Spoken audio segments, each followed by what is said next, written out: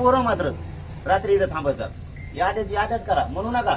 म्हणून सांगितलं, त्याला सांगितलं होतं, मला नाही फोन लावा टाइम नाही म्हणायचं तिकडे. या आता गोदापट्ट्याला बोलीचं नाही. गोदापट्टा हे महाराष्ट्राचा सगळ्यात शेवटचा आश्रय आहे, लक्षात राहू द्या.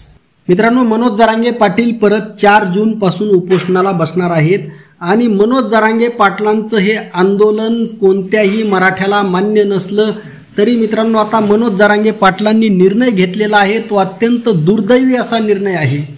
कारण मनोज जरांगे पाटलांनी कोणतंही आंदोलन करावं त्याला मराठा समाजाचा पूर्ण पाठिंबा आहे, परंतु उपोषण करू नये ही सर्वांची भावना आहे.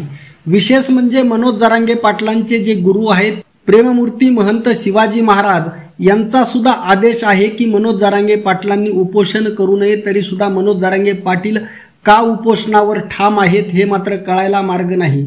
माननीय प्रकाश आंबेडकर साहेबांनी सुद्धा या अगोदर सांगितलेलं आहे की आता मनोज जरांगे पाटलांनी उपोषण करू नये, तर त्यांना जे मिळवायचं आहे त्याचा मार्ग वेगळा आहे, राजमार्ग आहे. आणि आता जे उर्वरित ज्या मागण्या आहेत हे कोणतंही सरकार देणार नाही. आणि मराठा आरक्षणाचा जो फॉर्म्युला आहे, जो सर्वांना मान्य आहे असा फॉर्म्युला त्यांच्याकडे आहे आणि तो मिळवण्यासाठी सुद्धा आपल्याकडे राजसत्ता असणं गरजेचं आहे. आणि ती राजसत्ता जर ताब्यात घ्यायची असेल तर आपल्याला एकच मार्ग आहे, आपल्याला विधानसभा काबीज करावी लागेल, विधानसभेमध्ये जावं लागेल. आणि विधानसभेमध्ये जाण्यासाठी आपल्याला निवडणुकीला सामोरं जावं लागेल, आपल्याला आपले उमेदवार द्यावे लागतील, आपल्याला विधानसभेची बांधणी करावी लागेल, मतदारसंघाची बांधणी करावी लागेल. आणि मित्रांनो, या व्हिडिओच्या माध्यमातून सर्व तमाम मराठा बांधवांना माझं नम्र आव्हान आहे की जर मनोज जरांगे पाटलांनी हे उपोषण माघारी घेतलं एवढ्यावर तर माझी कळकळीची हात जोडून विनंती आहे ह्या व्हिडिओच्या माध्यमातून मनोज जरांगे पाटलांना की आपण त्वरित हे उपोषण मागं घ्यावं.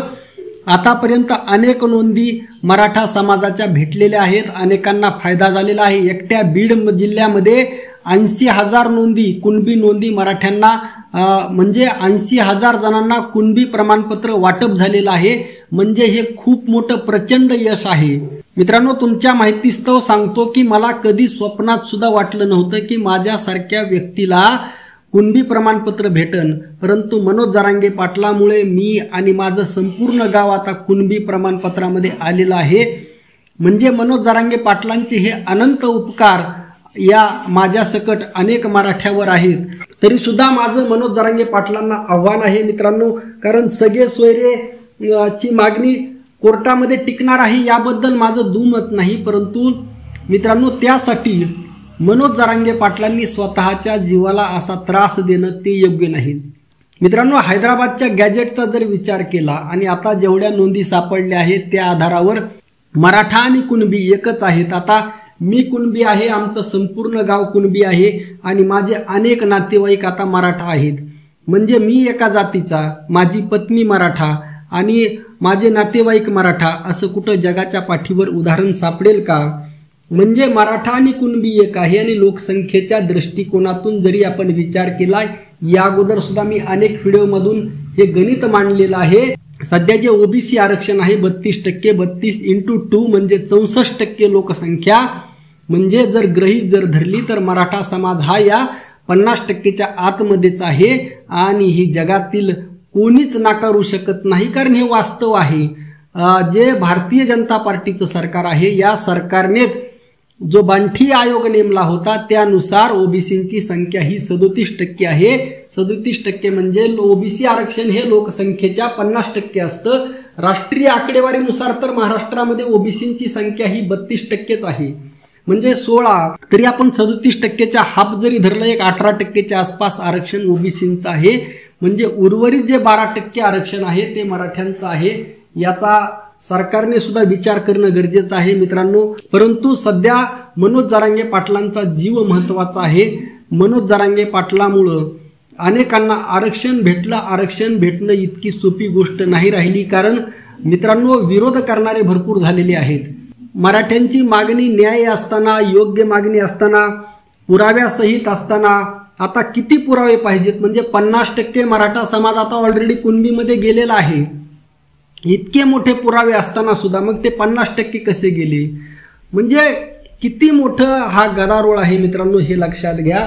हा एक प्रकारे प्रचंड अन्याय आहे. मराठ्यांच्या 2-3 पिढ्या यामुळे बर्बाद झालेल्या आहेत. आरक्षणामुळे मराठ्यांना शिक्षणासाठी प्रचंड पैसा खर्च करावा लागतो. आई वडील दिवसभर शेतामध्ये राबतात मित्रांनो. आणि सध्या शेतीची अवस्था अशी झाली आहे, वर्षभर शेतामध्ये काम करून 2 वेळचं जेवण सुद्धा टायमाला भेटत नाही.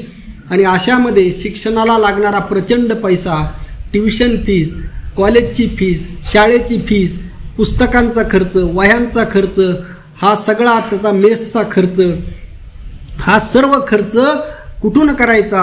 अशामध्ये मराठा समाज हा एका दारिद्र्याच्या याच्यामध्ये खाईमध्ये लोटला जात आहे मित्रांनो.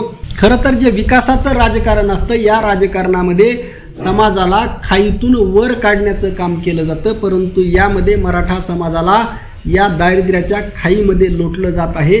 मित्रांनो, कोणताही समाज असो, प्रत्येकाला त्यांचे हक्क, अधिकार, प्रतिनिधित्व भेटायला पाहिजेत. इतर ओबीसींना सुद्धा भेटायला पाहिजेत, SC STंना सुद्धा भेटायला पाहिजेत. याबद्दल कोणाचंही दुमत नाही. परंतु मराठा समाजावर जो अन्याय झालेला आहे तो मात्र कोणीही मान्य करायला तयार नाही. आणि याचा मागच्या 30 वर्षामध्ये 40 वर्षापासून जो अन्याय झालेला आहे, त्यामुळे मराठ्यांच्या 2-3 पिढ्या ज्या बर्बाद झालेल्या आहेत त्याचा अनुशेष कोण भरून काढणार याचाही कोणी विचार करायला तयार नाही. आणि त्यामुळे माननीय प्रकाश आंबेडकर साहेबांनी सांगितलेला मार्ग आहे की तुम्हीच सत्ताधीश व्हा.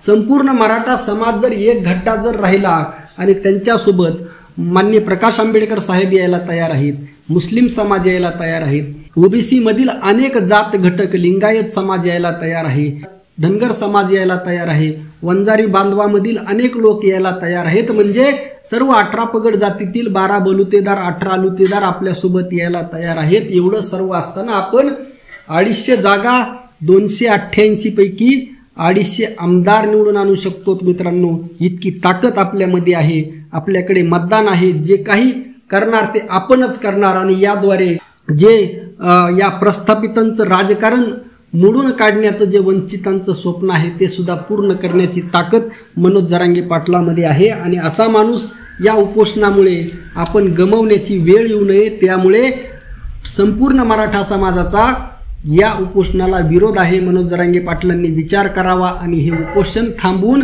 विधानसभेची तयारी करावी. आणि ही तयारी करत असताना सर्व जाती बांधवांना आव्हान करावं, सर्वांना सोबत येण्याचं आव्हान करावं.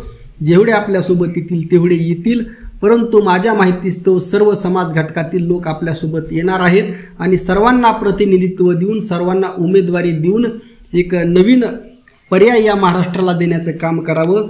हेच आव्हान या व्हिडिओच्या माध्यमातून करण्यात येत आहे. रामकृष्ण हरी. जय जगद्गुरू, जय शिवराय, जय भीम.